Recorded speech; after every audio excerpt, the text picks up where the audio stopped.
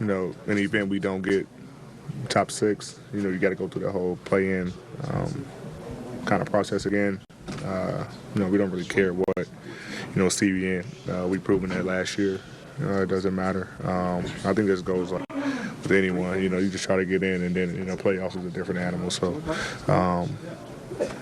we don't look at it as, we'd rather have this matchup than this matchup. For us, it's just about getting in and tackling each opponent from there. Some hard-fought wins by the Lake squad. The Lakers have the 8th toughest remaining strength of schedule by opponent win percentage, including a pair of games left against the Timberwolves and Bucks. Now, the Lakers, they have 19 games left in the regular season. They've won 7 of 10 as of late, but they still sit right 9th in the West. So LA hasn't moved up in the standings since late December. So, Zach, do you think that the Lakers are primed right now for a playoff push? Primed for what? A playoff push. Can we table the whole Lakers playoff run thing until they're at least 8th? Can we table it until they're in the top half of the play-in bracket? Because right now they're in the losers bracket of the play-in tournament, which means they have to win 2 games just to get into the playoffs and know who their matchup is. Their point differential for the season is -21. They have been outscored for the season. Yes, they're playing better. They are finally starting the right lineup. That is a step in the right direction. They're tough. They're physical. Anthony Davis is playing as well this season as he has in almost any point in his career. In any one game, they can beat anybody. The playoffs are not about one game. They're about 4 wins in 7 games. And right now, before we talk about all these highfalutin discussions about how far the Lakers can get, are they ready for a playoff push? Can we just get to 8th, please? 8th. And then we can have a better discussion. Okay, director of grouchiness. I see that in your title. I mean, look, it's not grouchiness. It's director of reality. This is reality. The Lakers are 9th. 9th. Look, I was at the game last night when D'Lo hit those 3 threes. There was no reality other than he was having a heat check, and it felt like those same good vibes that they got going. Then in the stretch run last year, we're coming back in the building. Now, it was lost on nobody that the Thunder was playing on the second night of a back-to-back. They didn't have their legs. But it also is lost on nobody that this would be a very difficult first-round matchup and could be the first-round matchup. If the Lakers do get to 8th, if the Thunder win the West, that's your 1-8 matchup. And the Lakers are a tough out because of their size, because of their star power, and especially when they get things rolling defensively. I think what struck me most about this game was the Lakers look like the younger, fresher team. And yes, again, the Thunder, second night of a back-to-back, but the Lakers shut down the Thunder's transition offense. The Lakers were the ones getting out and running. The Lakers were the ones getting their defense set, and it changed the whole dynamic of the game when the Thunder was not able to put their style of play on the much older and more veteran team. Look, to me, the Lakers just have to focus on being consistent right now. I know you talked about them playing the Thunder on back-to-back last night, but the Thunder have been the best in the league in playing back-to-backs, and they're a young team. The Lakers imposed their will. They played physical against them. The Lakers can match up with any team in the Western Conference not named the Denver Nuggets. And so right, because they're 0-8 against the Nuggets.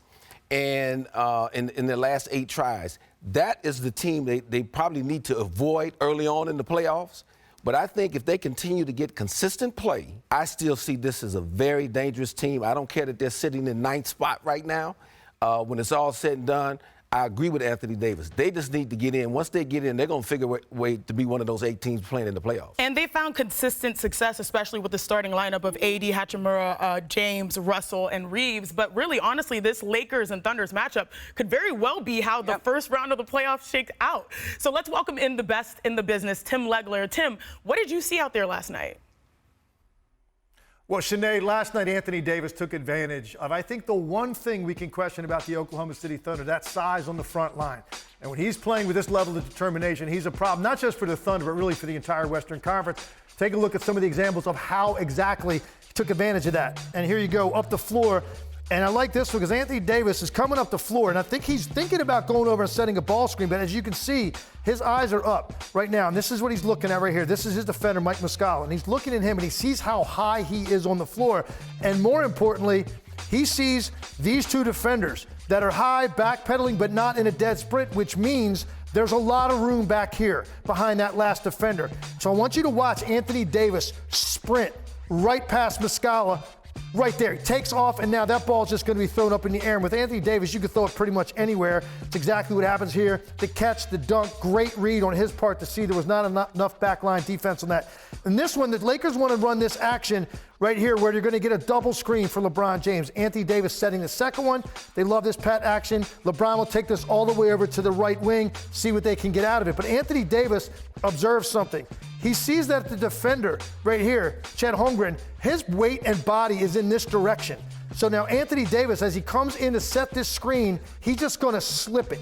So now as LeBron James comes over here, there's going to be a gap and a pocket to make this pass along the baseline for Anthony Davis to catch, receive, and finish. There aren't a lot of guys, Sinead, that are going to catch this basketball in traffic, on the move, and still get up something on balance at the rim.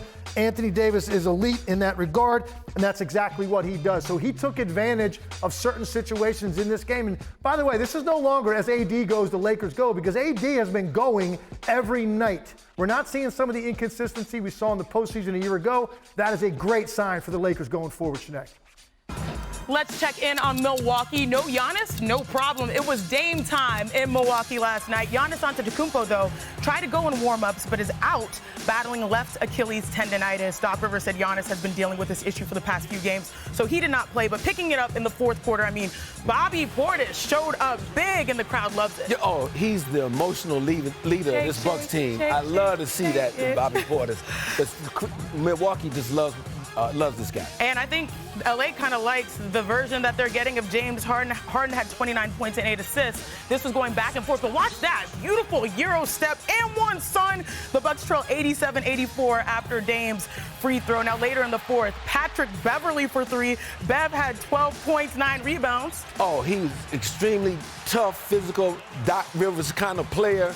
Boy, he's going to make this team a tough out in the playoffs. Absolutely, but also, who else will make this a tough out? One Dame Lillard, who had 41 points. Where's he shooting from? That's ridiculous. From the parking lot?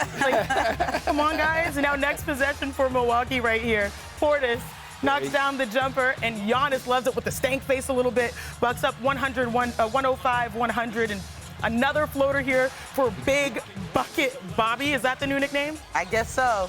Milwaukee still leads by 7, and then Beverly finds Portis for the corner three. Portis had 28 points, 16 rebounds as the Bucks win 113-106. Now, the Bucks have won 6 straight games out of All-Star break behind, get this, having the league's third best offense and best defense during this time. Wait, say that again? Third best offense and best defense during this time post-All-Star, yes. Best defense. And by the way, Ramona, all year. Yeah, by the way, Ramona, this includes wins over top West teams in the Timberwolves and the Clippers. And Tim Legler has more on how the Bucks have been able to turn around their defense.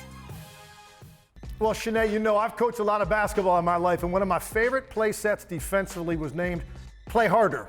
It's sometimes really that simple, and I've seen that out of the Bucks as they're improving their defensive numbers right now, and also their schemes have been good. The 2-3 zone they deployed last night really affected the Clippers. Let's talk about both things and why the Bucks were able to get this win. So the Play Harder component, and I've seen some of this during this winning streak, starts right here. Damian Lillard turns the basketball over, and if you can't really see where he is, just take a look. This is Damian Lillard here. He is completely trailing the action. And you can see the Clippers clearly have numbers. You got 4 guys up the court with a surge and a fast break and a lot of talent running this break with Lillard that far behind the play. As the Clippers come up, great ball reversal. Stop it right here. You're going to see Amir Coffey run to this corner. And look at the space that he has when James Harden makes this pass to the corner. But Damian Lillard never quit on the play. Look at the ground he covers to force him to run off the three-point line first.